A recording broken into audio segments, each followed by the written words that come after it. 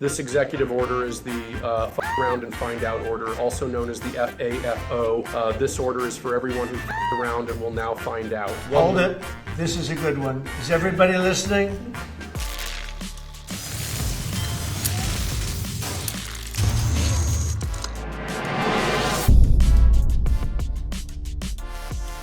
Ladies and gents, welcome back. First and foremost, before we get into the story today, I want to congratulate Donald Trump on negotiating successfully a peace deal between Russia and Ukraine. That's right. We can stop sending all of our taxpayer dollars to this country now that there is going to be some peace going forward there. Of course, we have Salty Goat saying on Twitter, there it is. Peace deal reached between Russia and Ukraine, and Zelensky is flying to the USA to sign the deal made by President Trump. The details are United States gets 50% of the revenue from Ukraine's mineral wealth as a repayment for money spent on the war. You think Canada's going to get a dime of that? Well, it looks like your tax dollars went into this and they're just vanished. It's just poof, gone. There's no return on investment there. No, not at all. No membership to NATO. Ukraine concedes territory. Liberals, y'all go ahead and start crying, but this whole thing is over. It's done. It has been completed. Bruce saying on X, Trump has just succeeded in brokering a peace deal between Russia and Ukraine.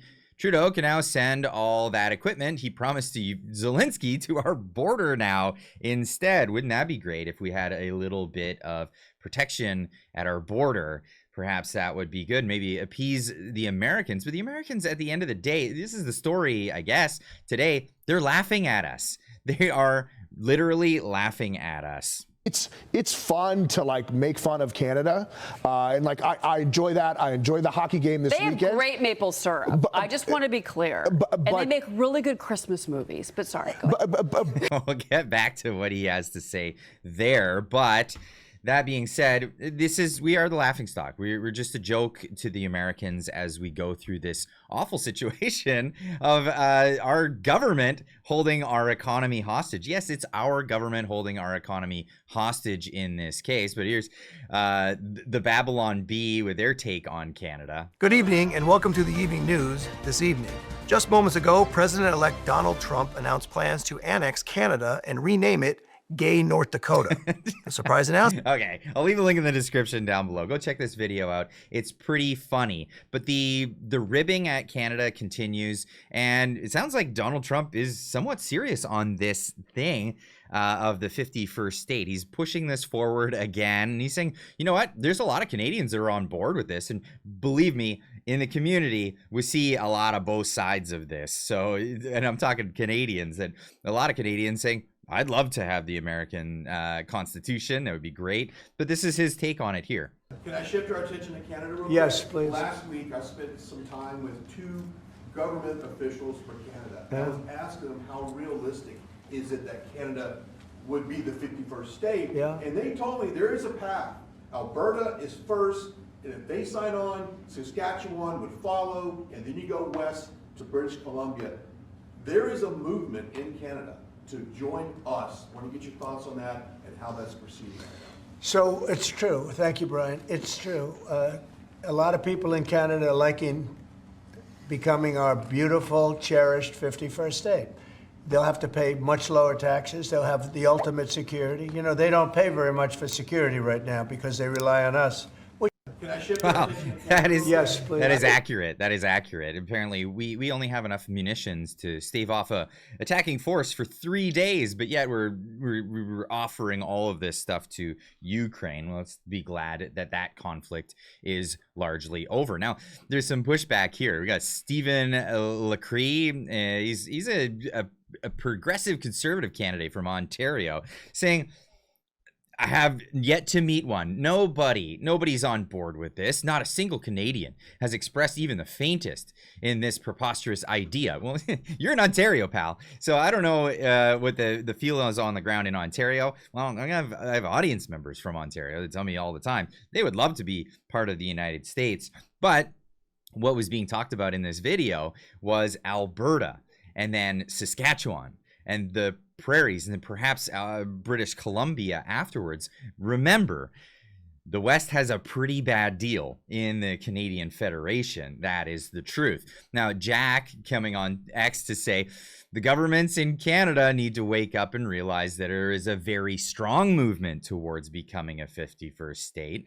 Politicians like Lecrie there are blatantly lying when they say they have never heard of this. Our corrupt government has pushed hundreds of thousands of Canadians to the point where they want out. And the number grows every day. I want to hear from you guys. What do you guys think in the comments down below? Are you on board with this? Are you against this? I'm trying to remain as neutral as I can on this one. Again, I'm a dual citizen with the United States, so I love both countries. I absolutely love both countries. I do not like seeing what is happening with the Canadian government and just how in the dark people are about this. And getting back to that Fox News clip, they're in the dark about this. They don't even know how bad it's gotten here.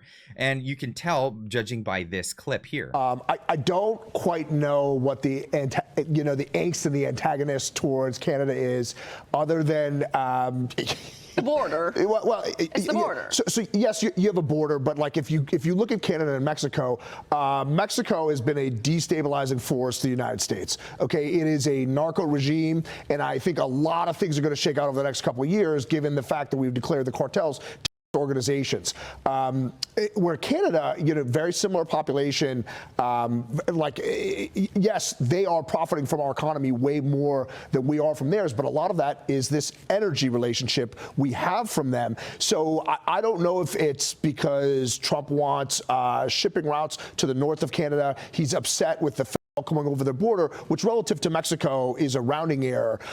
So it's fun to make fun of Canada, and I enjoy getting back to that old clip that we showed earlier. But the reality of the situation is it's not quite what he believes, and it's not quite what a lot of Canadians have believed. And Sam Cooper is a amazing journalist that has been on this story, and he's recently on the Jason James podcast, and I'll leave a link in the description for the entire podcast.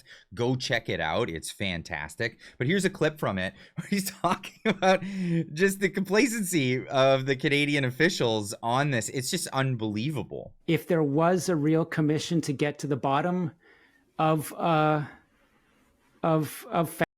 and money laundering, it even came up in the Hogue Commission, again, in the most minimized, basically whitewashed way. They talked about the RCMP for some reason not pursuing a money laundering case involving Chinese actors that were believed to be involved in Chinese state activities. And the excuse given by the RCMP, it came out in testimony, even though they didn't get to the bottom of anything, in the commission. The excuse was, well, the RCMP said, well, there's so many money laundering operations, they didn't see value in going after this one. I'm sorry, WTF, right? Yeah. You don't want to get to the bottom of a money laundering investigation when you know that Chinese triads are the targets of U.S. government and enforcement intelligence that believes they've set up to run Western Hemisphere money laundering in Toronto and Vancouver. In the RCMP, you don't want to pursue a case that you admit could be connected to Chinese state activity. Yeah. I'm sorry, that's just completely consistent with my more recent story that said there's some people in Canadian and US government posts that believe that there's people up high in Canada's government that don't want certain cases pursued. That's absolutely accurate. And this is where Canada has been sitting on this one as of recent. And a lot of Canadians are looking at this like, can we ever see justice in this country? It's become so corrupted and it's become so part of the communist Chinese regime that it doesn't look like we're going to get anywhere unless an outside force comes in and does something. So a lot of Canadians are looking at this as a way of liberating the Canadian people of a corrupt regime. Now, does that mean we need to be part of the United States, or just do we need some sort of outside force to come in and say, hey, let's clean up what's going on in Canada. These are questions. I'm not making affirmative statements. I'm asking you. Leave a comment in the comment section down below. Let me know what you think. Should Canada become the 51st state? Should there be brokered deals between the different provinces and the United States? Should the U.S.